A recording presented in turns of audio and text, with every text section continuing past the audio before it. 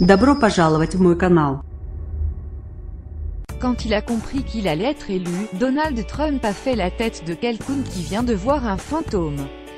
Cette phrase, lâchée par le fils aîné du président des États-Unis, est rapportée dans le livre à paraître de l'éditorialiste américain Michael Wolff, Fire and Fury Inside the Trump White House, résume à elle seule la forme de chaos qui s'est emparée du clan Trump le soir de l'élection du candidat républicain, Melania Trump en larmes.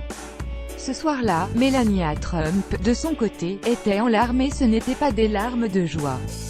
Plus tard, lors de la prise de fonction de Donald Trump à la Maison-Blanche, la confusion est telle qu'il n'y a personne pour interdire ou autoriser les allées et venues de Michael Wolff dans la West Wing, l'aile des conseillers du président, écrit le journaliste qui ajoute qu'il avait quasiment une place sur un canapé.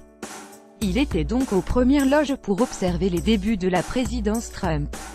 Le premier défi des conseillers de Donald Trump était de capter son attention. À peine nommé, son directeur de cabinet est prévenu. Sur une heure de rendez-vous avec Donald Trump, il y a 54 minutes de monologue répétitif et le reste pour tenter de faire passer un seul message, au maximum.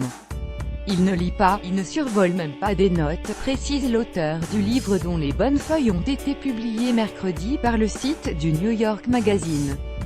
Quand un conseiller est envoyé pour lui expliquer la Constitution, qui comporte 27 amendements, il perd le fil au bout du 4e.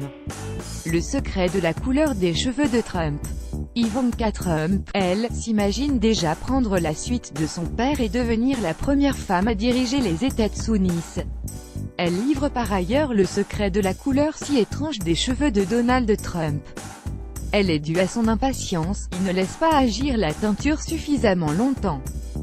Trump accusé de trahison par Bannon. Dans ce même ouvrage, le fils de Donald Trump a été accusé de trahison par son ancien conseiller Steve Bannon, évoquant une rencontre avec une avocate russe qui offrait des informations compromettantes sur Hillary Clinton.